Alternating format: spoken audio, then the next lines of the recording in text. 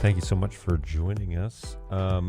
Real quick, I need to adjust the color on that. So because the lights behind me change from green, which is kind of it's not really a cold or a hot color, but it goes to blue.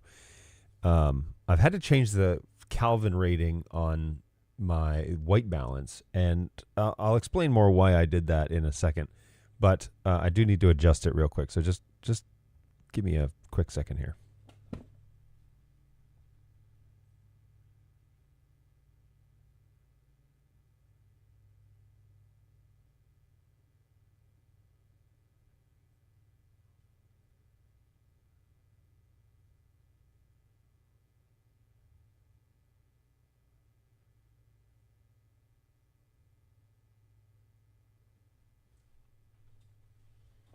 Okay, that's much better.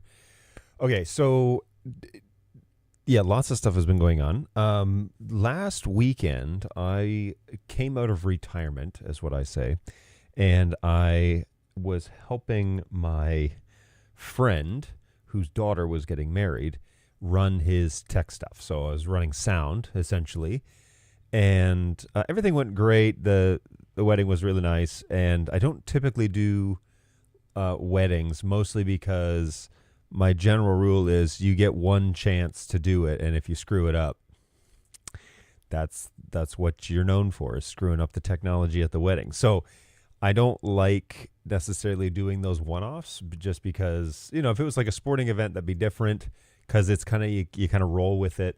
But this is usually there's going to be a bride involved, and she has a very specific vision as to what needs to happen and how it needs to sound and all that. And so it's just a lot of undue stress. So typically when people ask me to run their events like that, a wedding, or, sometimes I'll even lean away from funerals, but most of the time I just say, no, thank you, and move along. In this instance, though, it was a friend. I conceded and told him, I'm coming out of retirement for this. And, anyways, we did the sound at the wedding. Well, at the last minute, of course, knowing me, I also decided, all right, well, they don't have a videographer, so I'll put up a couple of stationary cameras and record the audio 3 ways, and we'll just get something.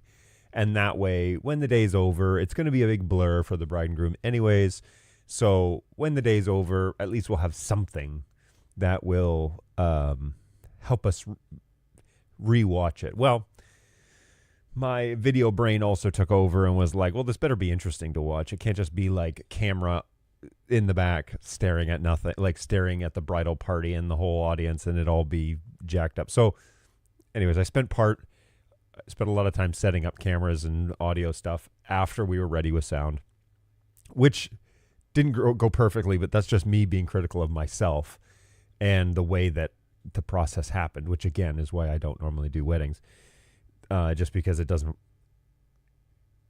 As a sound guy, you don't get a sound check, essentially. Like, you can demand one, but then you turn into that guy that dominates the rehearsal. So anyway, it just the way that it worked out, I didn't necessarily want to do that. So I set up a couple of cameras, one that was a wide shot, one that was tighter on bride and groom and officiant. And then I wasn't manning a camera. We weren't doing any of that. It was just something to have at the end of the day of the ceremony. And then I was, of course, in charge of setting up. So I was there on Friday helping set up with my friend, who is also a very capable sound guy, but he's father of the bride. And then Saturday, takedown, which father of the bride is going to be busy doing things for the wedding party. And so I struck the stage and got it ready to go back in his truck. And it worked out just fine. Like, there was no major hiccups. The wedding went off great. Sound was fine.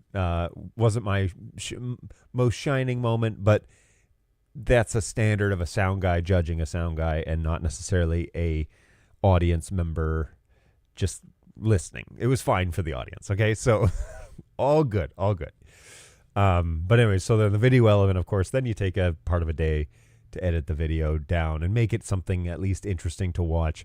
Problem was that I had a 6K pocket camera from Blackmagic from the soundstage, but I also took this camera, which is, why all my color is off. And it was actually even all disconnected. So I typically have a confidence monitor that has studio monitor running, watching my vMix output here in front of me, and then I flip it so that it is correct, so that my left and rights are the same. My computer, everything looks as it does in vMix.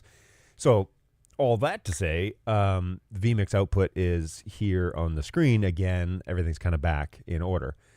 But it's taken, how you kind of take everything out for a week and then it takes a week to put it all back. So that was fun. Anyway, so we are back in action and I'm just going to grab things here. What is going on with vMix Social? Oh, you know why? Because I don't think I turned vMix Social on. So let's go ahead and do that and make sure that these come through. Retrieving streams. Yes, this one, please. Please turn it on, YouTube. Go ahead. All right. So I know I've got one message. Here we go. And I will refresh. What's going on, Chad? Greetings from Norway. Wow. You're not normally over in Norway, are you? Greetings. That is my namesake's home country. So Knutsen is a Norwegian name. And my father spent part of his childhood / early teen years. So from the time he was 7 to about the time he was 14 or 15, he spent time in Oslo. And so he was him and his family were over there for many years. That was kind of cool. But greetings, Chad. Hopefully you are well. Thanks for stopping on by, as always. So the studio's back together.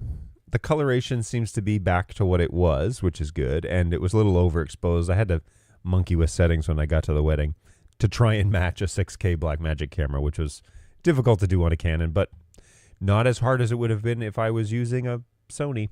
So, hey, family pilgrimage to Hallingdal and this other place he's listed. That's awesome. That's fun. Have a great time. Thanks for checking in on your family pilgrimage. My goodness. That's really neat. Hey, that's pretty neat. Hey, let's get on with our sound effects. Why would we... How neat is that? That's pretty neat. It is pretty neat. All right, so sound effects are up and running. I can see them in vMix, so hopefully that is working on your end as well. Okay, so today we're going to just take a little recap from last week, and what I've decided to do is I am going to do, I think, a video for my channel reviewing the BR1 Mini Cat 7 unit. And the reason is because there's not really a whole lot of them out there. There's ones that are produced by PEPLINK, and then there's a handful of other ones that are just kind of random. And of course, mine would be kind of random as well. But I do want to kind of discuss the PEPLINK. I've had it for a week. I took it back and forth to the wedding. I've had my kids in the car while we were using that. And so I want to spend a little bit of time just talking about what I've discovered so far and a couple additions that I made. And let me flip this over here. All right. So here is my messy desk with my DeWalt little Go box that I built. The unit does not really get extremely warm. The thing that I'm actually concerned about the most with it is heat from the truck. Like, I live in Tennessee. It's 85 degrees today, and it's going to feel like 95. And so I have a black F-150 truck with black interior, and that might be a problem for heat. And so the fact that it's so convenient to kind of pull out, like, I went out before the show. It took me 3 minutes, less than 3 minutes, to kind of grab it and bring it into the house. So that was pretty convenient. Like, it was pretty fast. And I love that. I love the fact that, I just realized, it just dawned on me that I don't have a extension cord up here. What time is it? Let me see if somebody in my house could bring me an extension cord. They're here for a couple more minutes, so let me just... All right.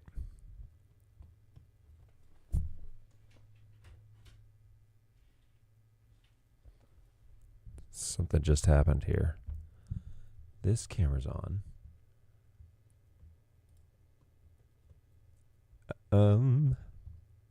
All right. Oh, hey. All right, my screen is back. It looks like my NDI camera is back. I switched over to my Wi-Fi network, oddly enough. My wired network stopped working. Huh.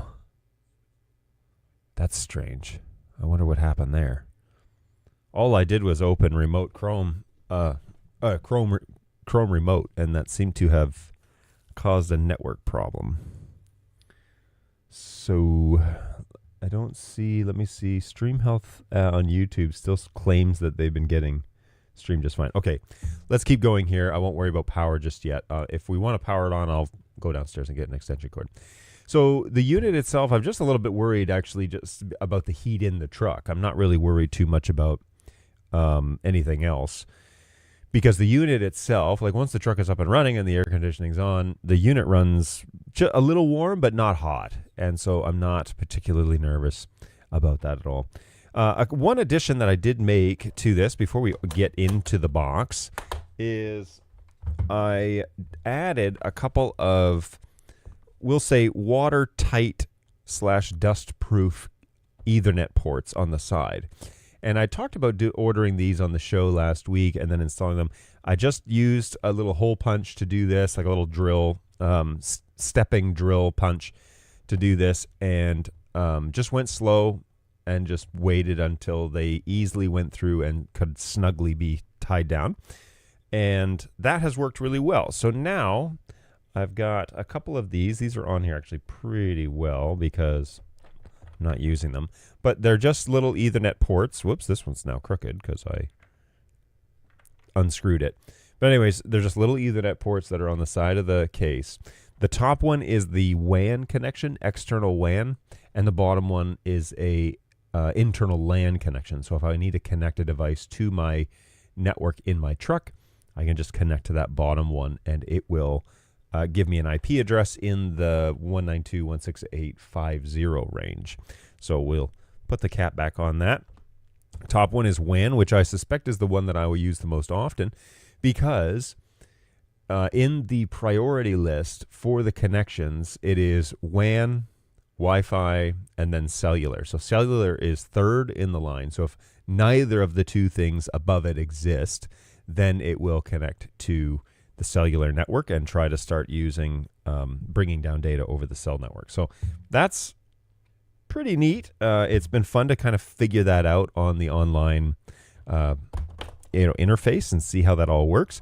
But then it also sends this information up to a free web UI that you can set up with an account, and then it just gives you like your data, where you drove last, how fast you went, all that sort of stuff. So if you had a fleet of cars, for example, you ran a plumbing business or maybe some sort of tech company, and you put one of these in each of your vehicles and you had a cell service connected to it, then you could track where your vehicles went that day, how long they were at those locations, all that sort of data. So really kind of an interesting way to micromanage your team if that's something you need to do. But, if you have hundreds of thousands of dollars in equipment in each of your vehicles, spending less than $1,000 to build something like this would obviously be very advantageous, because it's a very low cost in the grand scheme of vehicles and equipment and whatever it is that you're doing. Even if you were doing events, if you were doing weddings or funerals, or you were like a mobile, if you were a mobile, what am I trying to say? Streaming service. This is less than $1,000, and it would give you a guarantee that at least you could get to cell services if needed, but you could tie in WANs from hotels or from funeral homes or from whatever to be able to stream out. So you could guarantee your own little NDI network. So this could act, okay, follow me here. This could act primarily as your WAN interface for your 4250. You could bring this into a network rack. Again, the external little ports on here means it's a click and it's done. You could hardline this or hard install this into a vehicle. I really like the option, though, of taking it out and putting it in another vehicle, because my truck is primarily the one that we do longer distance things around Nashville. But when we go to Virginia, we're going to take the other vehicle in my family because it's better on gas, and we have like 1,500 miles to drive. So I don't necessarily want it to be exclusively in my truck. So I don't want to hard install it in the truck, but I have a little go case that allows me to unplug it. Takes me 3 minutes to unplug, 3 minutes to plug it into the other vehicle. And if I really wanted to quickly set up the, have a quick setup and takedown, I'd buy a second antenna and install that in my wife's vehicle as permanent. And then I would just take this in and out and whatever. But I'm a little cheaper than that, and I don't necessarily think I need two antennas, because you'd only use them then 50% of the time. Now, I may love this so much that I might do a second one and get a shared SIM card so that the data plan is on both. And then, if it works really well, then that's a pretty easy no-brainer. I don't know how shared SIMs work when it comes to having both vehicles on at the same time, but you could certainly get a shared SIM. I just learned all about eSIMs because of Norway, and you can get a data SIM for as little as 90 cents per gig for a fixed number of days for like trips, including in the U.S. Very cool.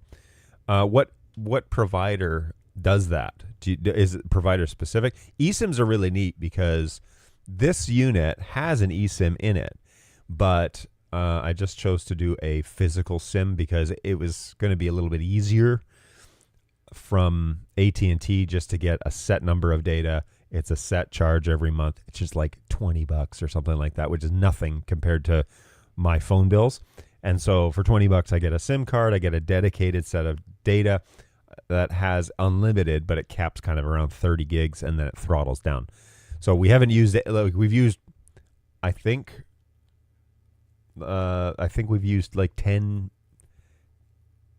What was it? I think I've used less than 100 megs so far, and I've had it for a week. So I'm not probably going to have an issue with that, but I think I've used less than 100 megs. We could probably find out inside the in control if we want to look into that. All right, so let's open this up.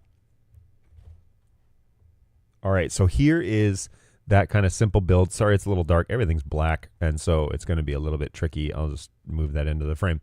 All right, so as we did last week, we have external power. This is a Marine mounted with a little rubber, I don't know if you can see that there. I'll open it up. Has like a little rubber cap to just keep the dust out while you're transporting it and not using it.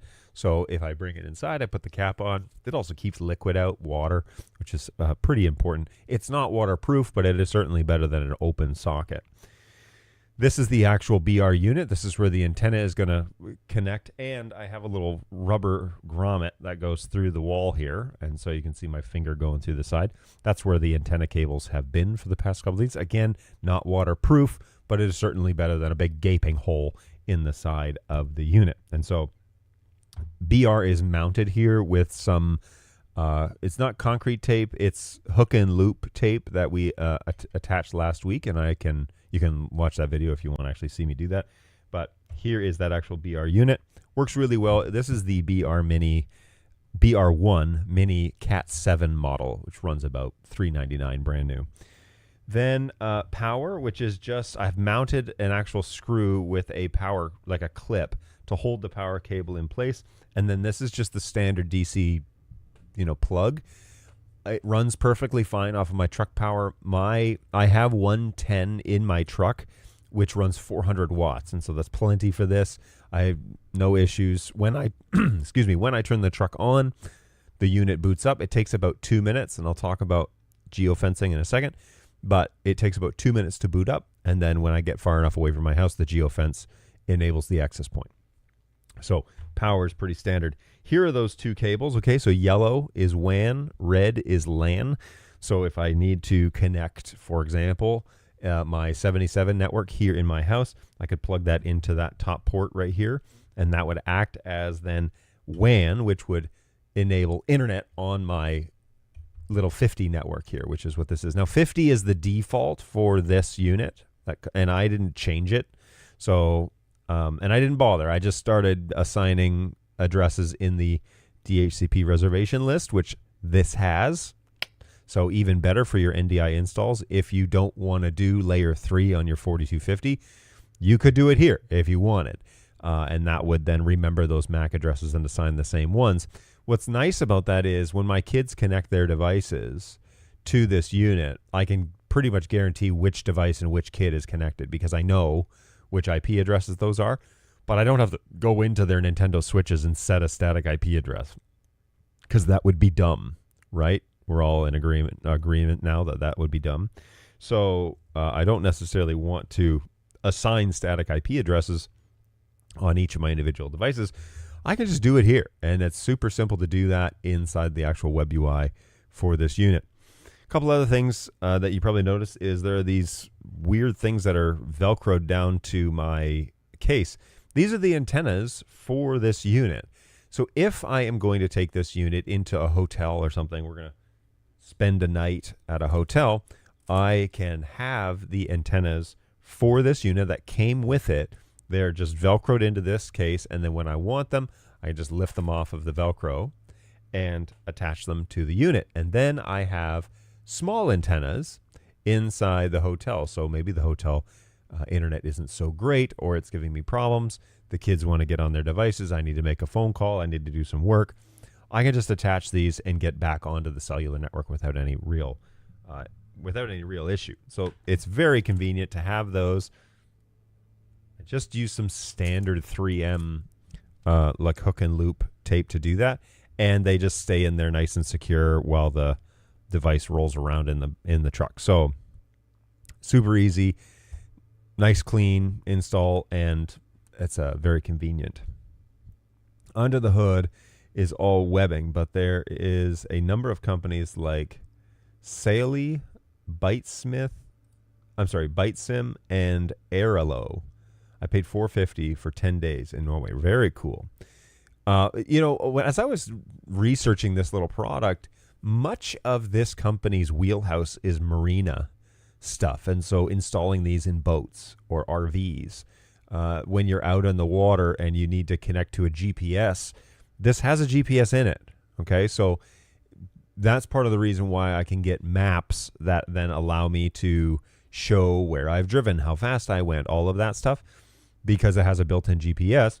And believe it or not, it actually comes with independent GPS that I could mount somewhere else if I wanted, but I don't.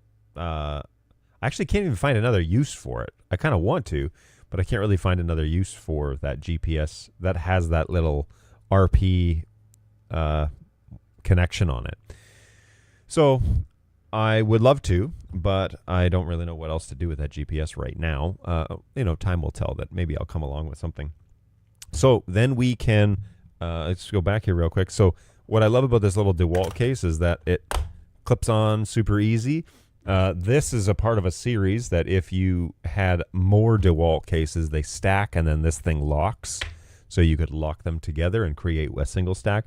But I just close it all up and it has this convenient handle on top. And that allows me just to carry it to and from whatever location. There's also a handle on the front. And since everything is taped down, screwed down, I could carry it like a little briefcase if I needed to. So I love it. I mean, so far so good. Let's get into the on the back end of things so that you can see what it is that I am, you know, we can go into the in control options. And I just want to make sure I can bring this up for us. Okay, so I'm already logged in. So here we go. We've got one unit offline, and this is kind of where I would like to plug it in so that you guys could see it. So let me put up a Be Right Back, and let me see. Do I have a Be Right Back? I think I do. I will be right back, I promise. I used to have a Be Right Back option. Maybe it's this? No. Where is it? I had it. Anyways, yeah, so I will put up something and turn the music back on maybe. And then I'll go and grab a power cord so that you guys can see everything that it is that we're doing here. So that's weird. Why did I get rid of it? I had a Be Right Back screen, and of course now I don't see it here. Big surprise. Probably deleted it on a whim, and then yeah, I didn't mean to do that. All right, so I will be right back. I promise you that. Let's put the music back. Oh, wait, input 19. Hold the phone. Input 19 is Be Right Back. Hey, oh, we found it. All right, here we go. I promise I will be right back.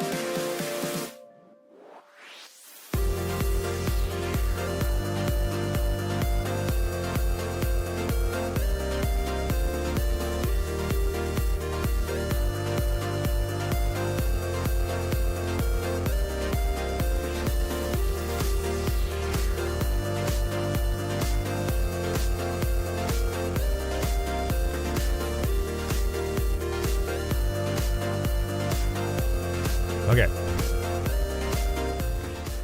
Let us rejoice, because although I'm completely out of breath from running downstairs, I have found an extension cord. So that will enable us to see what's going on. Now, it's one of my industrial cords, which is like a 50-footer that's wrapped up on a big reel. So it's a little overkill. But that seems to be the theme of my show. A little overkill. So here is the reel. I got to get it up here next to the box so that we can plug it in. Oh, got to be on this side. Got to be on this side. Better move my coffee to a safe location, right? All right, so Stream Deck out of the way. Here is my power, which is ridiculous. Oh, no. Where did I go? That's weird. Where did I go? What the? What did I press? Let's try one of these, but chat overlay? Okay, that's weird. I'm not too sure what's going on there, but okay, so let's plug in my power. And the power is plugged in. Excellent. Hey, it's not overkill if you ran it out of your truck from here. Yes. No, I did not do that. I did just pull the unit, though, out of my truck. And while we're here, by the way, inside this box, there's actually these two Ethernet cords as well, because I'd hate to get to a hotel and need an Ethernet cord and not have one. So these actually live under the wiring of my truck. So if I go outputs, let me show you this again. All right, so we're going to, whoops, let me show you this again. All right, so they live just under the wiring here. But today we're going to use one.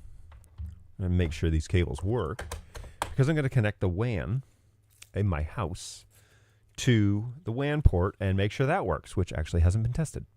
And why test it when it's safe and you have time to figure it out? No. We do that in production.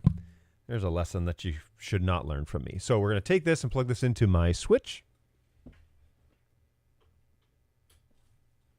which is convenient right here next to my desk. And then I'm going to take the other end and we're going to plug that into the WAN port, which is over here on the far side. So, ooh, those are on there snug. They do have like little red washers in there.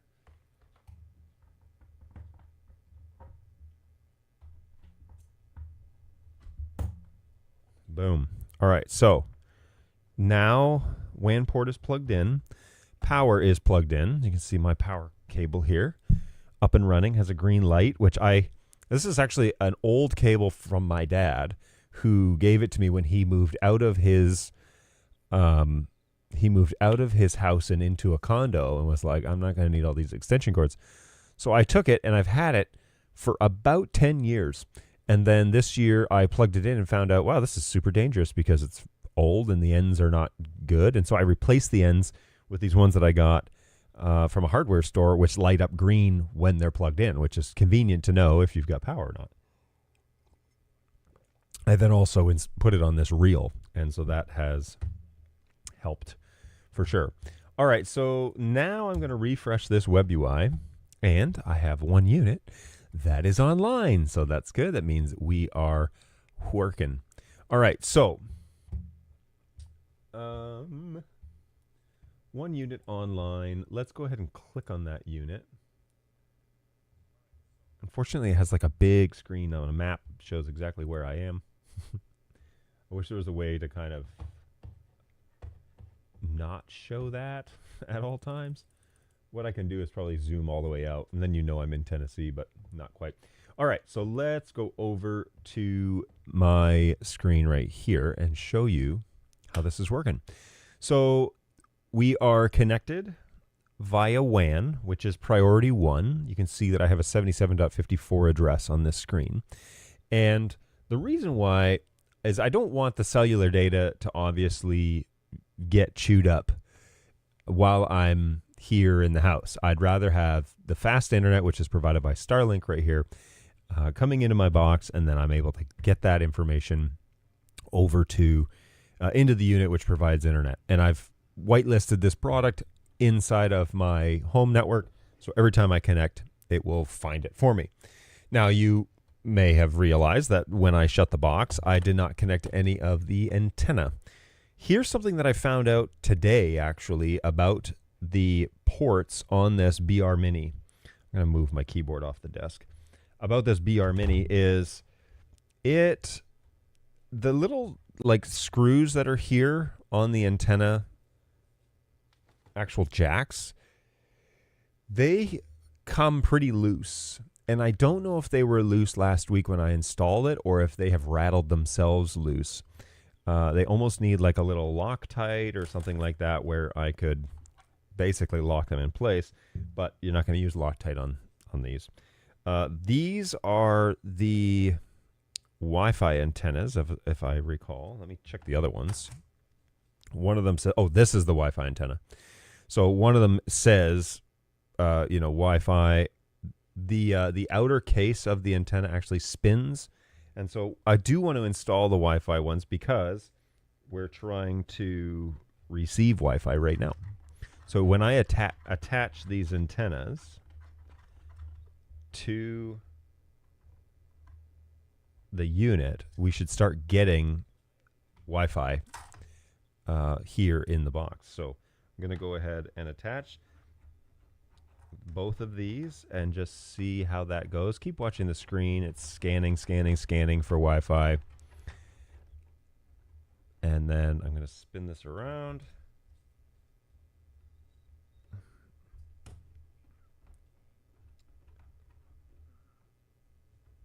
I'm also going to just angle these slightly. There we go. So now my Wi-Fi has connected and I am on standby. I've got a 2.4 gig network here that is in good shape. Boink, just like that. And then I'm waiting for the 5 gig to connect, which will happen here in just a second. Morning, just a couple of minutes here before my show this morning. Excellent. Well, thanks for popping on by. We're just doing a recap and a look through on this PEPLINK. And then Chad says, hey, your speed is 1.5 megs. Actually, it was saying, oh yeah, my speed is 1.5 megs.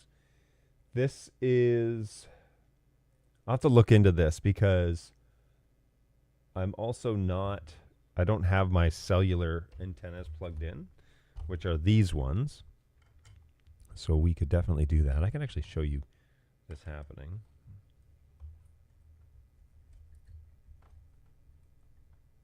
So here I am installing these ones. The cellular network has not even connected yet because there are no antennas on the unit. So that's good to... The other problem with where I am here is I live in the sticks of Tennessee, a long way away from a cell tower and a long way away from various things. So we kind of have to take it in stride as to like what performance will be here in my office because it's a pretty weak signal to begin with. But here we are. Okay, so we now have cellular service connected, which is great. AT&T. We're still scanning for that 5 gig network, which actually doesn't surprise me because I'm having issues with the 5 gig network here in the house. So yeah, that's a problem. So Angus says, hey, is the PEPLINK kit working well? Yeah, cat out of the bag. Actually, I've had it for a week. It is working well. I had a couple of little hiccups when the kids first connected in the car. Where were we going? We went somewhere with some distance and we got underway and they said, it keeps kicking me off. It keeps kicking me off. And then we got out to the highway where the cell network is relatively strong. And then all of that stopped. And so again, I live in the middle of nowhere and they don't really have cell towers nearby. There is pretty weak service out here, but the coverage and my trip into town and that's what we were doing. On Sunday afternoon, we had done a pre-recorded service on Sunday because the wedding that I talked about on Saturday. So we did a pre-recorded service on Sunday morning because the whole team from my church was working on Saturday doing the wedding. And we definitely needed to go get groceries this weekend. And so that's what we did. We interrupted the kids. They were having a little screen time, and then I said, well, let's get in the truck and go, but they can bring their screens and we'll connect them to the new network. And once we got out of the highway, it worked just great. So that was fantastic. I was very excited about that.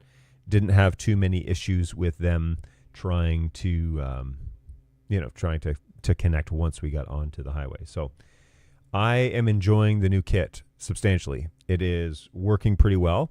And now that I've got the antennas connected, we are good to go. Now, on this screen, you can see I'm not using any data, really. I'm communicating probably with the InTouch interface, and that's what's causing the kilobits of data to go up to the cloud. But I'm not really doing any video or anything like that. Now, I can connect my cell phone, and here's something fun. I'm not going to show this on camera, but they actually give you the ability to print off QR codes. And so you can then, if you, for example, install this in a public place, you can just tell people that go in your truck, hey, I have Wi-Fi in the truck. Feel free to go ahead and scan that QR code, and it will join my network automatically without me having to tell them my secret or any of that stuff. So now it just failed, so that's fun. But let me go over here to Wi-Fi. It's on my home network, so waiting for this to come online. Oh, actually, this network is not broadcasting right now. Wonder what the deal is there. It's probably the antenna, to be honest with you. And it may be because the 5G is not connecting. So it might be that. Who knows? So we are up and running. I'm just going to close this lid here, and I guess all right, so these antenna are going to be in the way, but that's fine. I'm not really too concerned about performance.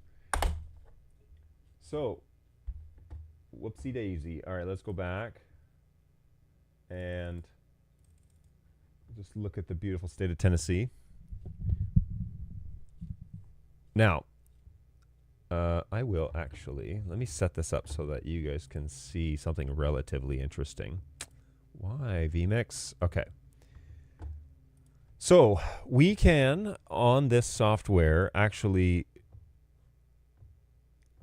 we can actually look at previous trips and stuff. And now what you do is you create like a parent company that controls the fleet.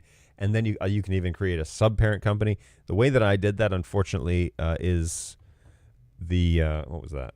The way that I did that, I have like a parent company and then a child company, and then the units are inside the child company.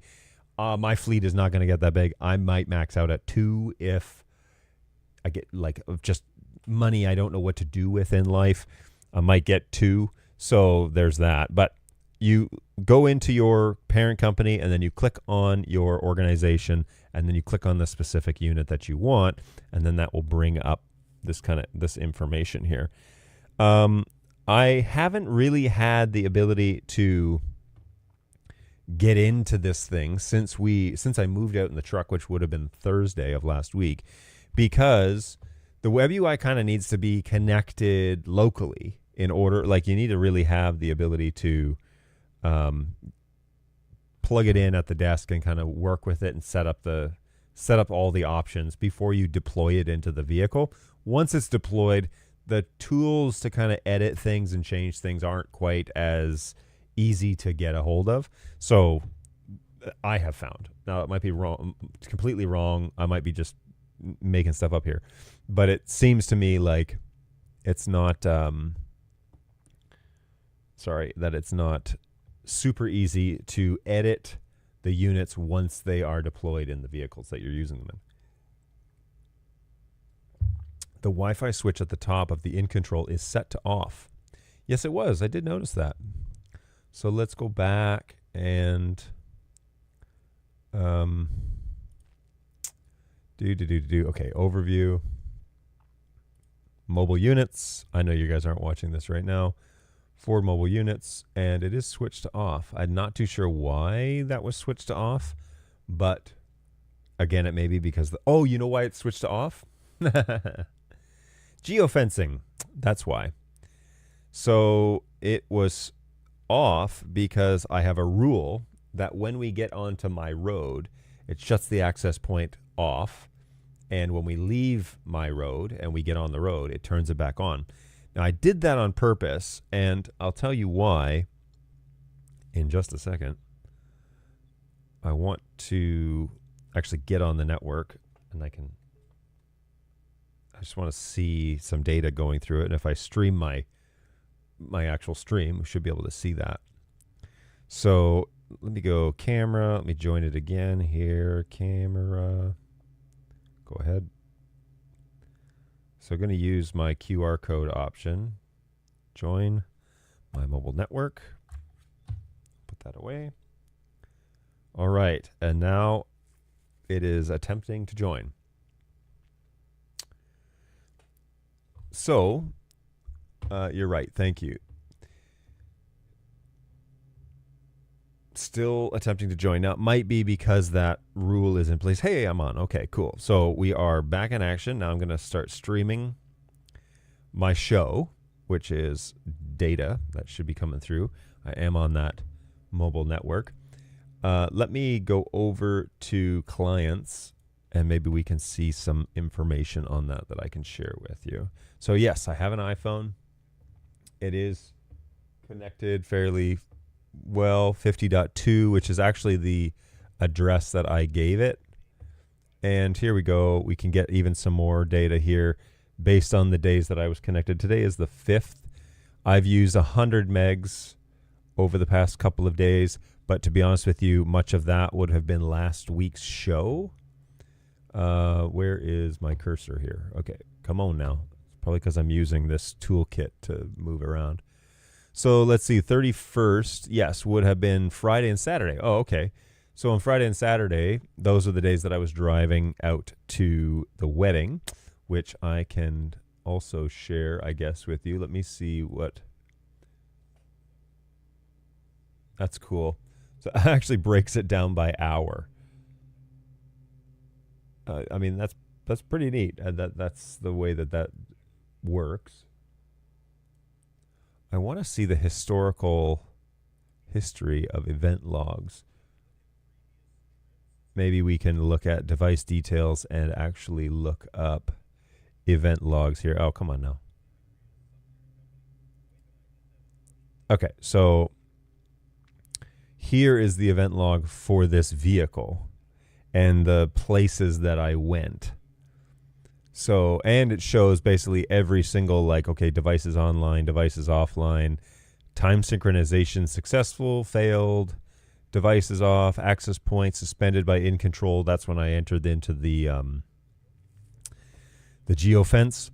And you might ask, John, why on earth would you do a geofence? You know, like what would be the benefit of that? Well, we have this thing where it's hard to get our kids to like help us get in the house when we get home. And it's because their brains are glued to their screens.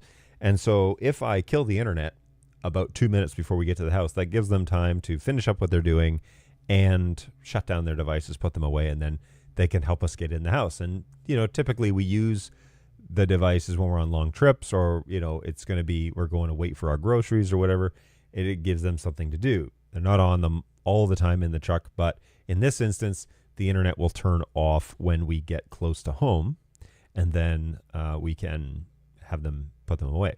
So it's convenient. It's an easy way to do it. We're going to be home in 2 minutes anyways, and they're going to have Wi-Fi at home. So it's a very easy way to do this. It also will stop my son mostly from demanding that the internet's not working until we get to the highway. And so when we turn off the highway, we get onto our side street, that's when the internet turns off. And then it turns back on when we get on the main road that then connects us up to the highway. And by then, we should have adequate cellular coverage as well. So the unit boots up. It boots up while we're driving out to the highway.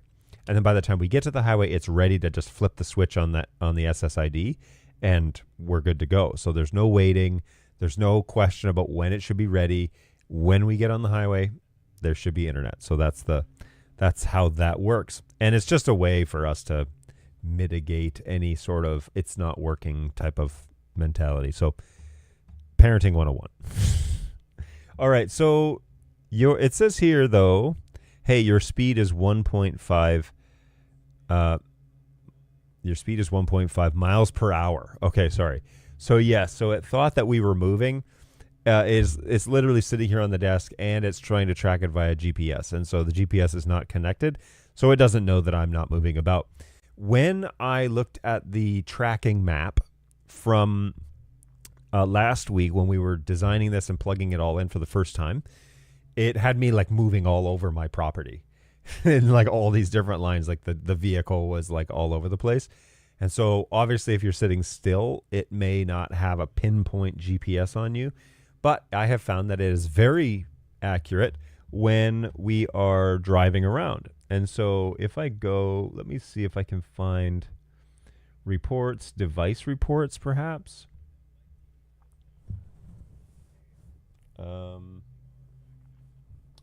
So showing, let me go reports, deep packet, quality, bandwidth, event logs. I just want to find where it shows like where this device has been. And it may need to be here under the child company to show reports, usage reports, maybe like this. Show usage, Wi-Fi, device reports, possibly. Why there isn't a convenient place to just show like where the devices have been, like here, like what trips have been taken, you know? So I don't know where that is, and I don't quite know why it's not super convenient. Outbound policy, firewall rules, VLAN networks, captive portals, client settings. You would think it would be under reports, right? Like here is where this device has driven around, and have a look. It is really neat though to be able to pull up the map after the trip and see where you went and where you came back from. So maybe it's under my group. See, it has my device here, but it doesn't show like recent trips or anything. Reports, SIM card reports. AT&T is my carrier for this one. Still doesn't show though, like where was the device?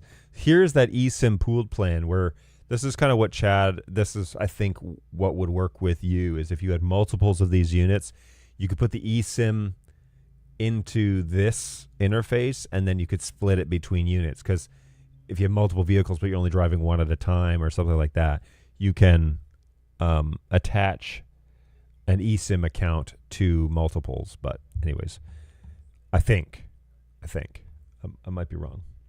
Anyway, so this has been very convenient and it has been working very well since I have installed it. Finessing it a little bit has been a trip. There is something that you should know. So inside the geofencing option for these units, and you go into your parent company and you say settings, geofencing, okay? This is a list of all the places that I've had geofencing. You can add a geofence, and inside the geofence, you can have it do actions based on when you enter or exit that geofence, and in my instance, turn off the access point. So I like that a lot. I can also, though, set it up to email me when I enter a geofence. So when the vehicle or when the package, when the football, let's call it the football. When the football enters a geofence, I can get an email, or I could like email my wife. So in August, I am the director of a camping trip that happens in Northern Ontario. Yes, I know, I live in Tennessee. I drive all the way up to Northern Ontario to do this, and it's something I love to do. And this device will cross over into Canada, and I will be able to send automated emails to my wife when I arrive at certain locations along that trip.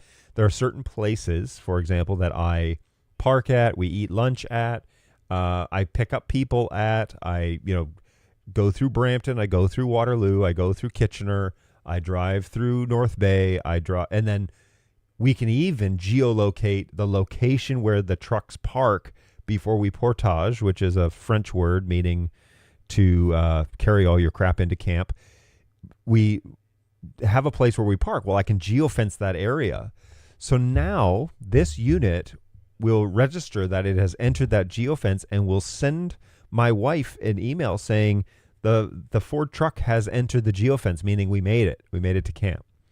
I could even take this into camp, power it with an inverter that some guys have, turn it on, and provide internet cell coverage there while we're in camp. Now, the point of going out that far is to get away from technology. So I'm not going to do that. But if we were in a bit of an emergency situation or we needed to do something like that, we could probably, make that happen. So the options here are pretty much endless when it comes to, I just got to notice that somebody's at my front door and I'm actually waiting for a package to arrive, a very important one. Unfortunately, nothing fun, but it was FedEx. And so that's good news. I just saw them drive away.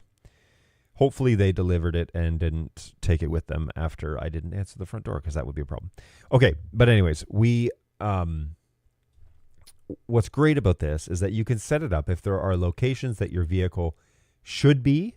It can email you like when the vehicle leaves. So if you're in charge of a fleet and you need to monitor when your employees are coming and going, you could just automate it. You have the email say it left the geofence at this time, and you'll get a report that tells you this device on this day at this time left this geofence or entered this geofence.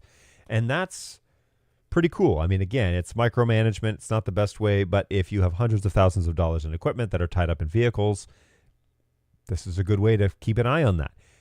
You could get push notifications. So there's a program, an app, which is not free. It's free for the first month, called Pushover, which is a hilarious name.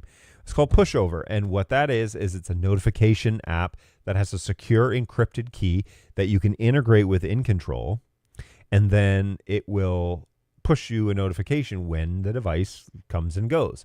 So you don't have to rely on getting email notifications. It'll buzz your watch if you have notifications on your watch, or it'll buzz your phone, and that way you can know pretty much up to the minute when things are coming and going. So, if you live in a high crime area or something like that and your vehicles are getting stolen, you can know exactly when it left, and you could also GPS track it, which thieves are usually pretty good about making sure the vehicles are not GPS enabled. But, you could hide this in a way that they wouldn't know. Who knows? There's endless opportunities there.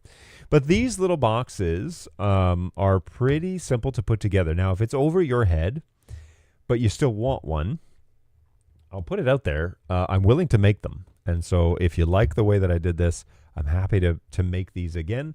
I could quote you a price on doing this, but if you're tech savvy at all, you could probably do it yourself. And so happy to provide that as a service. But if I could do it, you could probably do it. So, and especially if you're watching this show, you're probably more techie than I am. So great little box, easy to build, easy to use. Powers up simple, always turns on. You'd have to figure out how am I going to wire this into my vehicle, but I could provide 110, or you could do it over PoE if you'd rather. If you had a PoE injector or switch or something already in the vehicle, but the little WAN ports working just fine, and I'm able to connect to it without any issue. It does take. I like the priority setup, so you can put it however you want. I want my cell service to always be first priority, and then Wi-Fi and WAN, or Wi-Fi cell WAN, or whatever order you want. But here you can see, for example, that my network is set up in a way. What is going on here? Network is set up in a way where the WAN is the priority. So if I hardline in something to this box, it's going to take priority.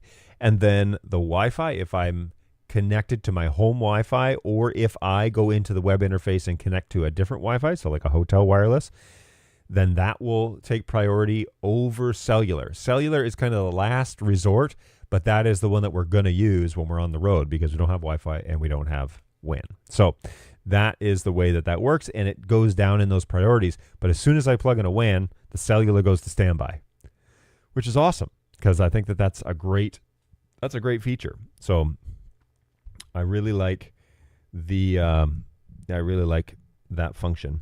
It also, here's a map. So this is a trip that I took on Friday. No, I took this on Monday. I'm all screwed up. I took this trip on Monday. I left my house, and it kicks on right at the highway. And then we travel, and you can actually do this, like you can show a reenactment.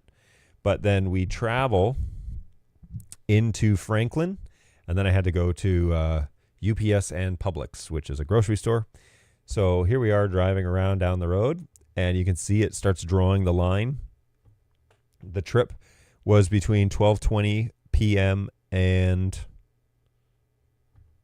whatever this time is over here. Does it tell me? Will it tell me? No. So trip started at 12:20. You can reenact the trip if you want. See kind of where you stopped, where things happened. You can show events. So the events are things like connected to the internet, disconnected, client disconnected, client connected, all these things. That client connecting and disconnecting is actually, I think, my watch. Because when I go in my truck, I have a CarPlay unit, and that CarPlay unit dominates my phone. It doesn't allow me to connect to another Wi-Fi network, or it doesn't allow me to hotspot my network. And so my watch, however, is free to join whatever mobile network it wants. And so sometimes it joins a mobile network just to pull down data. It's kind of nice that I have that Wi-Fi in my truck now, that now I don't have to just fly blind without Wi-Fi. I have it in there. So you can pool data against multiple SIMs and devices. So if you give the car thief some free Wi-Fi, maybe they'll stick around while the police want to catch them. Yeah, it's true. They would have free Wi-Fi. However, this is the feature that I would want because this is not governed on the device. This tracking happens and then gets saved online. So if somebody were to steal my vehicle with this football in it, it would basically track them where they go. So you would need to do better about hiding it under a seat or something like that where it wouldn't be obvious that that's what it is. But yeah, if they jumped in my vehicle, you could literally track their speed. You could even click on show me the speed that I was driving. I don't know if I want to put this up there. Show me the speed that I was driving. And it shows it in color. So that's kind of fun. But yeah, here I am driving into Brentwood. And it takes about 40 minutes to get to work, quote unquote work. So, because sometimes it doesn't feel like work. But it's a great little feature, and it's fun that I can see all of this happening in real time. And I know I took a break, so I can speed this up now. I took a break we were there at the soundstage probably an hour and a half. We were taking everything apart from the wedding. So here I am driving through town. It actually sent me around some construction. So this is not normally the way that I go, but around some construction, went over to where the soundstage is, which is over in the Brentwood area, east side Brentwood, stayed there for an hour. And then we can probably jump ahead.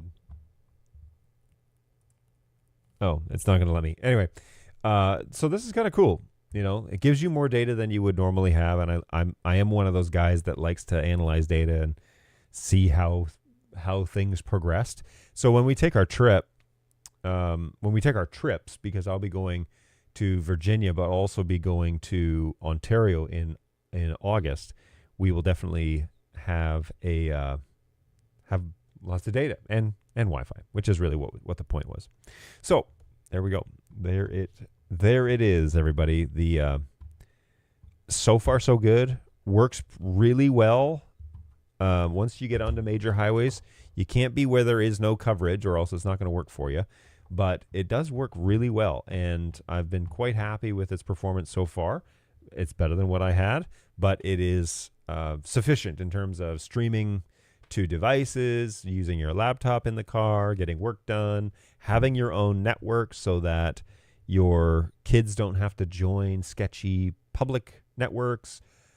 You can just kind of secure them, all that stuff. So this unit is not hot. It is mildly warm. On a scale of 1 to 10, this would be a 2. So very, very, runs really well. My concern with heat is more about the heat of the truck in Tennessee sun than it is about this thing getting too hot. So I'm good there. I'm not going to install any fans or anything like that. I think I'm going to be happy with the way that it is performing right now. Now, if I disconnect the WAN, let's go ahead and watch this. So here I am. I'm going to disconnect the WAN. WAN is disconnected. So we drop the WAN network, and it should kick over then to my Wi-Fi network. So it's going to take a second to kind of reboot. But it should fail over. I mean, it should. That's the whole point of this. Boom. No cable detected. Now connected to my home Wi-Fi, which is called Zierhouse. And that's the primary Wi-Fi. So now this guy, I think my 5G network is having problems in my house. So we're going to undo the Wi-Fi network. Boink.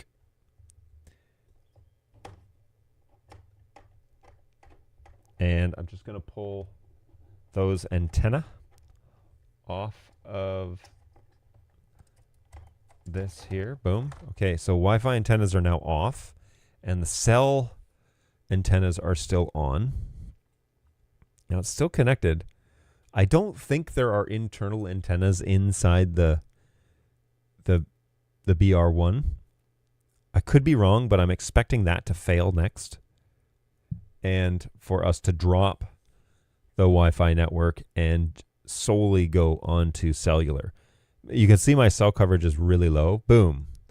WAN failed, connected to AT&T Wireless. So the failover thing is so cool, man, because it's just bringing down WAN, and it's just, pulling this off of, it's just changing basically what WAN priority is for the other, but very convenient when you are on the road. A question come in from Twitch. Hey, is this for streaming? This can be. It depends on what it is you're doing, and it depends on what quality you're doing it at. But this unit is basically mobile internet over cell coverage, and depending on the plan that you have with a SIM card, a good question, by the way, depending on what internet coverage you have, obviously it can provide you with internet while you're on the road. So, or maybe you're live streaming from the road. Maybe you're not gaming, but you're doing other things, and you just want an internal network. You don't want to necessarily be trying to stream off your phone, which is connected to Wi-Fi or cellular, and you don't necessarily want to hotspot your phone, which would cause it to get really hot. Literally generates a ton of heat. Something like this would be great if you were like on the go, or you always wanted the same network wherever you went. Because what happens here is this generates its own Wi-Fi network, and it allows you then to, when you and all of your devices, your entourage, whatever it is that you have, go to connect, it'll just always find this network which you trust and it's common. But then how you get internet is you have options. So we can feed it via WAN, right? We can plug in a network from a hotel or from your house or whatever you want to do. We can just take this cable and plug it into the side of the box. And then when it detects that it has internet coming from the WAN port, boom, your internet switches over, which is what it's doing right now, checking the connectivity. Once it's up, I haven't needed to switch my phone off of the access point that is coming off of this device. It's always connected to the same thing. And you can, I have seen it done, you can buy a Marina antenna and mount it to the top of this box, or if you get a deep enough one, mount it inside the box. So it's an all-in-one unit, and there is no need for mounting an antenna on a window like I have in my truck. So there is that option as well. And it's a mobile unit. Obviously, it works better if the antennas are exposed. So I like the window-mounted antenna option because it means that I could put it on a window. It can see the towers as we're driving by them, and you get better reception. But if it needed to be a grab and go box, which is probably what we're going to do with our next build for the company I work for, we'll probably build the antennas inside or like Velcro them inside. And then when it's time to go, you can Velcro them to the top of the box. And then they're exposed outside. You put the box outside. They would be Marina antennas for those ones, which means they're watertight, waterproof, and you could run the cables through the box directly. And so there are options there for making that convenient. But yes, this could be used for a streaming setup. Maybe you do events, you do funerals or weddings, or maybe you do sports, or maybe you do, this is for that. That's what this could be used for, is live streaming, and you don't have to rely on hotel sketchy internet to make it work. So great question. Thanks for sending that over. All right, so let me shut this down now because I don't need any of this, and we're going to pack this up. So here I am, and we're going to put these back. Now, I really like the hook and loop. I mean, Velcro's great, but hook and loop is nice because you can actually hear the actual hooks clicking in. So you know you have a really good connection here. Boom. Connected. I'll line these up. Oh, yeah, that's a good sound. That's so satisfying. And we just make sure they're on there, and then when I move the box around, they're not going to go anywhere. And then I do have a couple of Ethernet cables, and so we tuck these in underneath this wire just so that it doesn't go anywhere. Okay, so it doesn't go anywhere. And then the antenna cables come through. There's like a little grommet here at the back, so it goes through that hole. My power's here on the side, and then I just disconnect power when I'm ready to disconnect. So pretty excited about this, guys. Like this is such a cool little unit, and it didn't take too long to figure out how to build it once we got started, right? Like last week we built it, and so it has performed very well for me this week. I do need to update the label that's in the front here, but I have a label maker around here, so I'm going to do that probably next. I did have to find my label tape. I only had the clear in there last week, so I'll get the white tape and put that in there and tidy that up. Okay, the last thing I promised you, so I'm going to go ahead and power this all down now. So the last thing I promised you, were you guys able to see this? Sorry. Wire underneath here, underneath the power, and then I have secured these antennas in here, so when I move them around, they're not going to bounce around inside. I have like wire, the little wire wrapping, so that things just stay nice and tidy. A couple of little wire wraps from PEPLINK. That was included in the actual system. So pull this out. I'm going to take the power out now and put my dust caps back on both the Ethernet ports. Just tighten them down a little bit. They don't need to be cranked way down like I had it. And then my little power port here. Cover that up. And now flip my little handle up. Take it off my desk. Boom. That project is done. I need to get labels. That's about it. And then we'll go from there.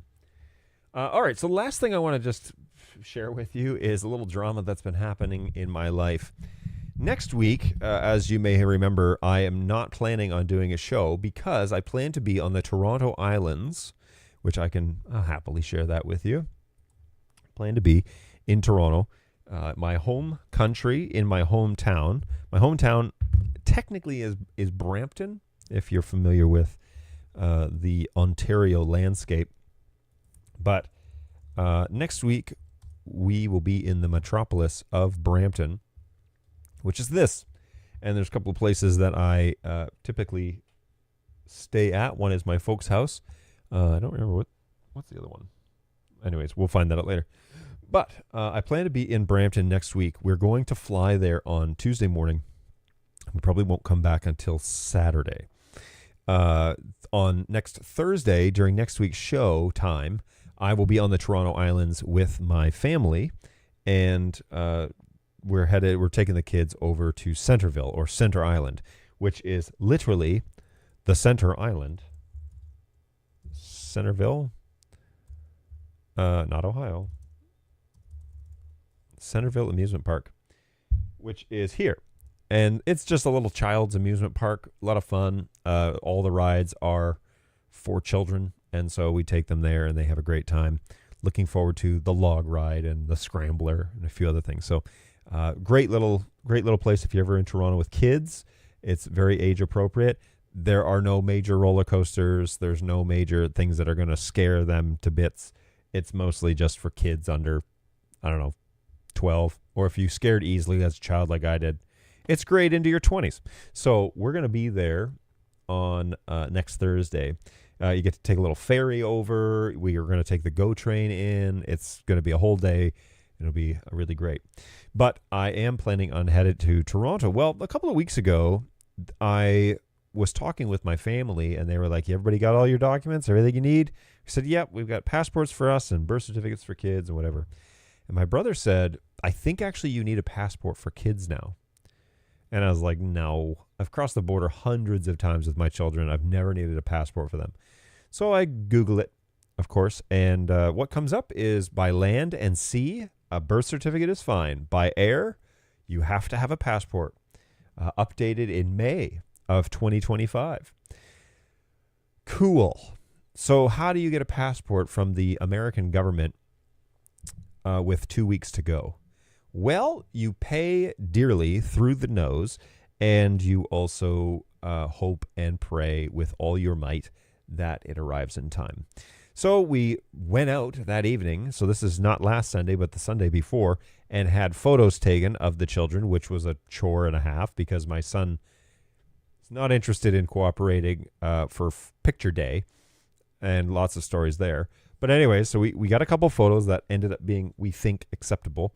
And then we filled out the forms, and I paid for an expedited service, basically an emergency service, to get the passports back in time.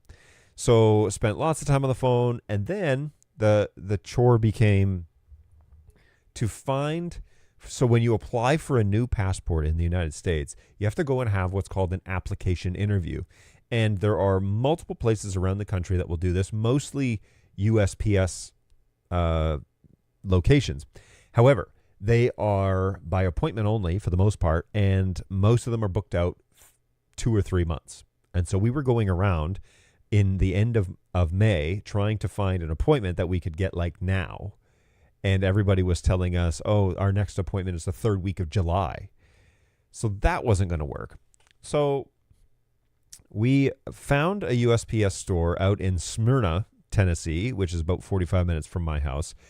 And that they had said we do daily passport applications. It's walk-in only, whatever. So we drove out there 45 minutes, which is east of Nashville, and walked in. And I dropped my wife off at the front door just to get in line. And I went and parked. I grabbed the kids out of the truck, and we walked in. And my wife was walking out saying, nope, they don't do them. So we had gone all the way East Nashville to try and find this, and turns out their website was wrong. And by the way, we tried to call. We weren't those people. We called 3 times and nobody picked up. So typical federal building. So I went down the road. My wife started calling other places. Her anxiety is getting higher. Mine is also through the roof at this point. My blood pressure is super high. And we stop off to get gas. We start talking about, all right, what are we going to do for lunch? And I decided, you know what? I found a place out in a little town called Waverly, Tennessee, which is way west of us, 45 minutes west of us, that said that they did them at the county clerk's office. But the website said we no longer do them. So I called. I was like, well, might as well try, right? And the lady that picked up said, yes, we do them. We're walk-in only, no appointments, and we're here until 4:30. We do them on Tuesdays, which it was, Wednesdays and Thursdays. So I had already paid a ridiculous amount of money, but I decided, all right, let's drive out to Waverly. We drove out to Waverly. We walked in. We were one of the only people. They were there right after lunch, so we grabbed lunch on the way. We were there right after lunch. It was like 12:40, 12:50. The office gals were coming back in, and they took us right up to the front. Like they were like, yep, you're next. So we came right up. She said, you're the ones that called about the passport application? I said, yep. So we walked through it with her. She was delightful. It's $35 to process it with an applicant person. She stamped the envelopes, wrote on the front, that they were rush, and gave them back to us, said, all right, get these into the FedEx. And so off to FedEx. Well, the closest FedEx is Spring Hill, which is east of us about 20 minutes. So I was like, I'm just going to drive down there if we're good. And my wife said, could you drop us off at the house as we drive by because the kids need to get out of the car. We're done. So we go inside. We get out the envelopes. I'm going through the paperwork, making sure I have everything to drop off at FedEx. And I look at the shipping labels that I have from FedEx, and they're both going to two different locations. One's going to Washington, D.C., and one's going to Chicago. Not really a problem, except the envelopes that they gave us back in Waverly are identical. They say the same thing on the front, which means I don't know which application is inside.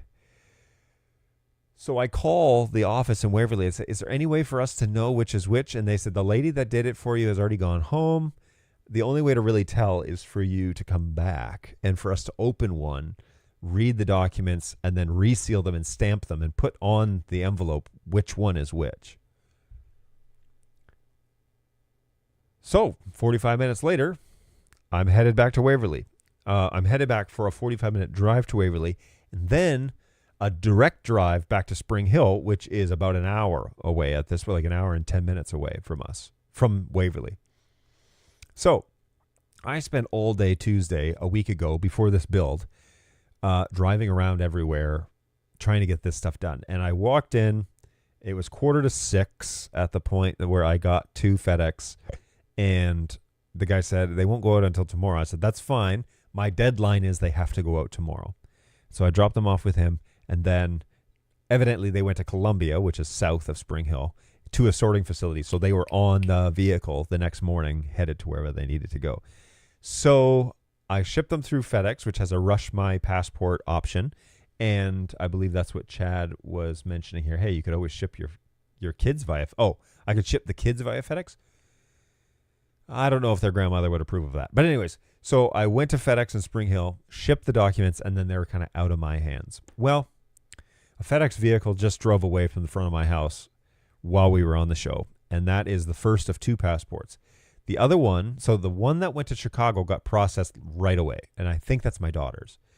The one that went to Washington took an extra 2 days, and so it is currently in process, according to FedEx. But, according to the government, it's currently in process, but I am to expect that passport on Saturday. So, with any luck, after an eye-wateringly high fee, we shall see two passports here by the weekend, which is good news because we fly out Tuesday morning very early before the sun comes up, heading to Detroit and then onward to Toronto, where my dad will pick us up. And then we're coming back on Saturday, and we need our passports to do all that stuff. So Delta keeps telling me, hey, put your passport information in early. Get it in early so that we have your info. Do it now. Do it now. I'm like, I would love to. But that's not happening. So, hey, John, I love your shirt. Thank you. It's covering up my shirt. But, yes, I'm wearing my Resi shirt today. Thought it would be a good attire to wear on today's show. Anyway, so next week I won't have a show because I'll be off in Toronto. But I will put up a show thumbnail for the following week. We'll recap my trip, and I will be back then. So hopefully you've enjoyed today's show and all that was entailed. Good stuff, man. This BR1 Mini Cat 7 PEPLINK unit is performing well. I really like it. It works well in my truck. I do need to investigate maybe some quick connect options for the antenna because, unscrewing that was kind of annoying. I did have them in a Amazon list. I tried to find them on eBay and on a few other places. However, the units were inexpensive. They're like $10 a piece, but the shipping was $85. So they're coming from China, evidently. China. And so I didn't necessarily want to do that, but they are... You can buy them as individual pieces and then have them delivered on Amazon. And so I might do something like this, but we shall see. And I'm also like, which ones do I need again? I can't seem to remember. Also, there's an option to do end connections, right? You could do end connections, which also look kind of quick and easy. And I believe RF connections to SMA female. So this is for the Wi-Fi one. And then there is also one for... oh, no, these ones are Wi-Fi as well. Anyway, I'll have to like really look at the ends of the antenna and this unit, make sure I have the right ones. But I would like something that's just kind of easy, you know, just screw it on, but not have to deal with these really fine threads, because that makes me nervous, a little bit nervous. So, I don't know. I'll sort that out one day. But there you go. There's the option to do that as well. I need to recrap your PEPLINK stuff. I want to build something similar. Yes, watch the build. That was fun. But also today, I just kind of go over it. I actually am going to do a product review of the BR1 Mini, and then I'm going to do a review of my kit. So, because I'm going to offer out there, I can build this for you if you want. It's just kind of going to be a set price. You send me the money, and I'll ship it to you. That's for people who are not interested in building it themselves. But, you know, most guys that watch this show are probably going to be just fine with building it themselves. So that wouldn't be an issue. But anyways, I will produce those. I'll try and produce those videos soon. I'm not too sure when I'll have time to do it, but I'll try and do those soon so that get those things up. I used to, on this channel, on this YouTube channel, I used to do product reviews, mostly Wi-Fi stuff. So I might do that again. Might start doing that again. RF connections are a different, bigger style, not like SMA or RP SMA.